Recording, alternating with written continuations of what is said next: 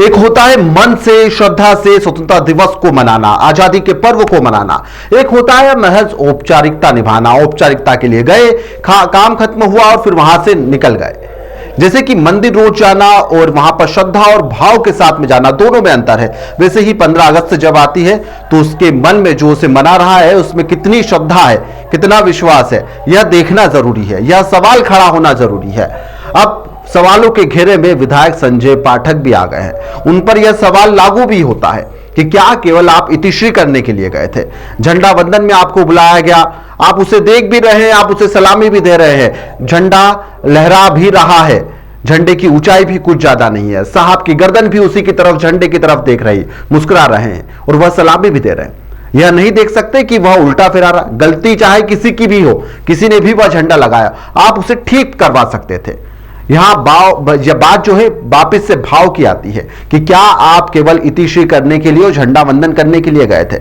कटनी जिले से यह चौंकाने वाली खबर सामने आई है।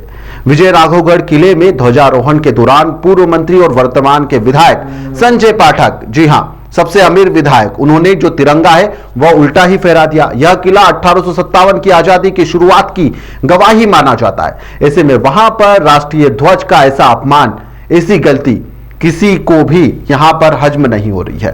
सभी इसको लेकर हैरान भी है। जानकारी के मुताबिक संजय पाठक ने स्वतंत्रता दिवस के अवसर पर विजय राघवगढ़ किले पर ध्वजारोहण किया। इस दौरान उनकी गर्दन उसी तरफ थी, ध्वज फहराया गया, ध्वज उल्टा लहरा रहा था। इस दौरान राष्ट्रीय गान के साथ में उसे सलामी भी दी गई। कुछ ही क्षण बाद यहां पर मौजूद लोगों की नजर अचानक से झंडे पर पड़ती है तो हड़कंप मच जाता है। तत्काल यहां पर तिरंगे को उतराकर सही तरीके से पुनः उसे फहराया गया और फिर वापस से संजय पाठक के द्वारा उसे सलामी दी जाती है। मामले में विजय राघवगढ़ के जो एसडीएम है महेश मंडलोई, वह उन्होंने गलती मानी, वह सामने आए, कहा कि बेहद ही गंभीर मामला है, वीडियो हमारे भी संज्ञान में आया है, मामले की जांच करवाई जाएगी, जो भी दोषी पाया जाएगा संबंधित के खिलाफ कड़ी से कड़ी कार्रवाई की जाएगी और इसमें किसी भी प्रकार की कोई कोताही नहीं होगी। एसडीएम ने स्पष्ट कर दिया कि यह सिर्फ प्रोटोकॉल का उल्लंघन नहीं बल्कि राष्ट्रीय ध्वज का अपमान भी है, जिसे किसी भी सूरत में बर्दाश्त नहीं किया जाएगा, बर्दाश्त करना भी नहीं चाहिए। विधायक संजय पाठक ने भी यहां पर मामले में प्रतिक्रिया दी, कहा कि गंभीर मामला यहां पर कहा उन्होंने कि प्रशासनिक अधिकारियों और कर्मचारियों की जो लापरवाही है उस पर उन्होंने नाराजगी जाहिर करी और कहा कि दोषियों की पहचान करते हुए जल्द से जल्द इस पर कार्रवाई की जाए।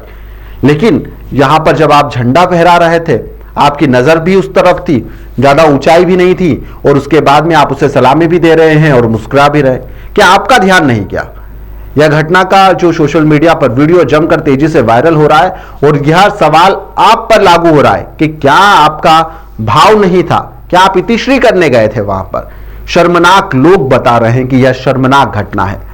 गलती किसी की भी हो, वीडियो में साफ दिख रहा है कि ध्वज उल्टा लहरा रहा है, सलामी आप ही दे रहे हैं। आप चाहते तो पहले ही इसे रुकवा सकते थे, लेकिन आपका भाव, आपकी श्रद्धा स्वतंत्रता दिवस और आजादी को लेकर कितनी थी वह इस वीडियो में साफ तौर पर दिखाई भी देती है।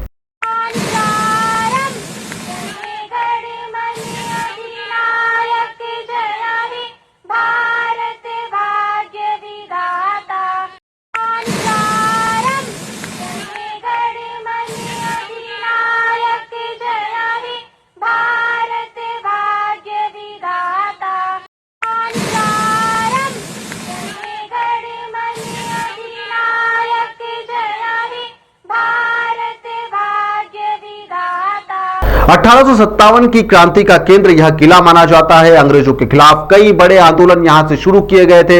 ऐसे में इस किले पर ध्वजारोहण के दौरान इतनी बड़ी गलती करना गहरी संवेदनाओं को झंझोड़ कर भी रखता है। लोग इससे आहत भी है। लोगों का कहना है कि ऐसे कार्यक्रमों में अधिकारी और आयोजकों को पूरी सतर्कता रखनी चाहिए, खासकर कि यहां पर राष्ट्रीय पर्व के अवसर पर तिरंगे से जुड़ी हुई किसी भी प्रकार की गलती की कोई गुंजाइश होनी ही नहीं चाहिए। अगर हुई है, अगर कोई दोषी है जिसने यह झंडा लगाया और जब इसे तैयार किया गया था उस दौरान जिन लोगों ने गलती की उनके खिलाफ कार्रवाई होना चाहिए। साथ ही यहां पर विधायक जी को भी माफी मांगना चाहिए कि हां, मुझसे गलती हुई है। आप लोगों की इस खबर पर क्या राय है हमें कमेंट बॉक्स में जरूर बताइएगा। फिलहाल के लिए बेहद धन्यवाद।